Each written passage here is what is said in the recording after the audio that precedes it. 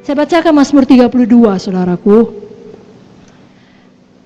Dari Daud, nyanyian pengajaran. Berbahagialah orang yang diampuni pelanggarannya, yang dosanya ditutupi. Berbahagialah manusia yang kesalahannya tidak diperhitungkan Tuhan dan yang tidak berjiwa penipu. Dengan kata lain, yang jujur. Ayat 3 dan 4. Selama aku berdiam diri, selama aku tidak mengaku dosa, selama aku tetap diam, tulang-tulangku menjadi lesu karena aku mengeluh sepanjang hari.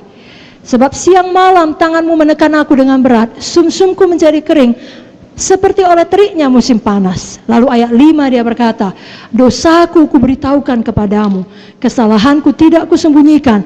Aku berkata, aku akan mengaku kepada Tuhan pelanggaran-pelanggaranku, dan Engkau mengampuni kesalahan karena dosaku.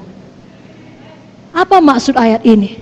Selama kita tidak jujur pada Roh Kudus, kepada Tuhan, kita yang menderita. Bukan Tuhan tidak tahu dosa kita. Tuhan tahu pikiran kita dari jauh. Pemazmur berkata, Kau tahu, Kau menyelidiki batinku. Tuhan tahu kalau kita berpikiran kotor. Tuhan tahu kalau kita berpikiran jahat. Tapi kalau kita pura-pura saja, kita melayani saja, atau apalah, kita diam-diamkan, kita yang menderita. Badan kita pun ikut menanggungnya. Lalu Daud berkata, dosaku kuberitahukan, dan Tuhan mengampuni. Tuhan memulihkan. Jadi malam ini saudaraku, saya ajak kita untuk jujur pada Roh Kudus. Apakah kita cintakan uang? Apakah kita tidak sungguh-sungguh melayani KKS kita? Kasih kita telah menjadi dingin. Kita nggak peduli, datang nggak datang, situ kau, aku pun punya hidup. Aku pun perlu cari makan. Sudah dihubungi, aku sakit, doakanlah aku. Iya, aku doakan, tapi nggak kita doakan. Tapi kita nggak jujur di hadapan Tuhan. Malam ini, jujurlah.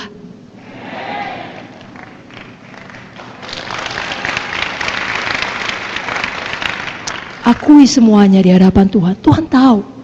Selama ini pun Tuhan tahu. Tapi waktu kita jujur, kita melepaskan diri kita. Lalu mulai dengan setia ikuti proses pemulihan saudara dari ikatan dosa itu. Karena sama seperti saudara tidak terikat dalam satu hari, kan?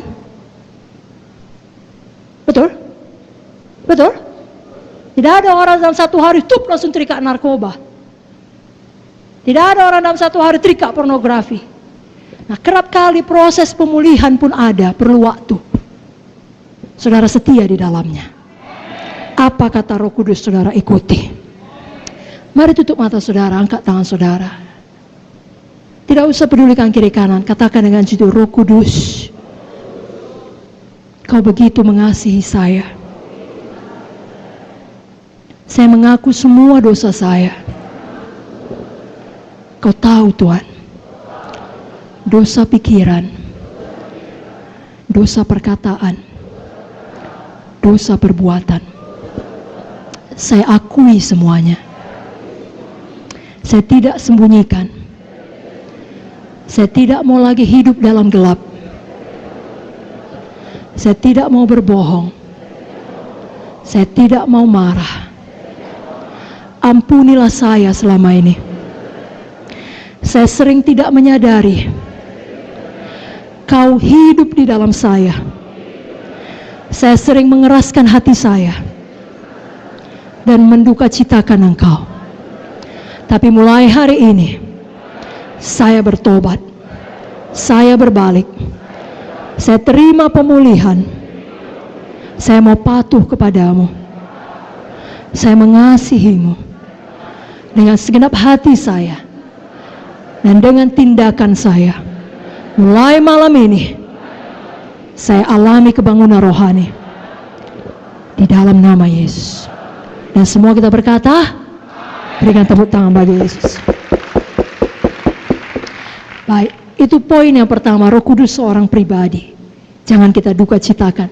Poin yang kedua, Roh Kudus itu adalah Tuhan sendiri. Roh Kudus adalah Tritunggal. Sama seperti Allah Bapa dan Allah Anak, Tuhan Yesus. Roh Kudus tidak lebih rendah kedudukannya dibandingkan Bapa ataupun Tuhan Yesus. Sama, 3 dalam 1, 1 dalam 3. Saya bacakan satu ayat saja, Kisah 5 ayat 3 sampai 4 mengenai Ananias yang mendustai Roh Kudus. Apa kata firman dalam Kisah 5 ayat 3 sampai 4? Tetapi Petrus berkata, Ananias, mengapa hatimu dikuasai iblis sehingga engkau mendustai Roh Kudus dan menahan sebagian dari hasil penjualan tanah itu? Selama tanah itu tidak dijual, bukankah itu tetap kepunyaanmu? Dan setelah dijual, bukankah hasilnya itu tetap dalam kuasamu? Mengapa engkau merencanakan perbuatan itu dalam hatimu? Engkau bukan mendustai manusia, tetapi mendustai Allah. Ananias mendustai Roh Kudus sama Ananias mendustai Allah. Jadi jangan ada persepsi yang salah dalam pemikiran kita bahwasanya Roh Kudus itu ya lebih rendah sedikit dari Bapa atau dari Tuhan Yesus. Tidak, mereka adalah satu. Dan mereka adalah satu. Roh Kudus sekarang ada di dunia ini, di dalam hati kita. Dan firman Allah menyatakan roh yang ada di dalam kita lebih besar dari semua roh yang ada di dalam dunia ini. Saudara tidak perlu takut, amin. Yang ketiga, Roh Kudus adalah penolong kita, Parakletos. Yohanes 14 ayat 16 sampai 17. Roh Kudus adalah penolong.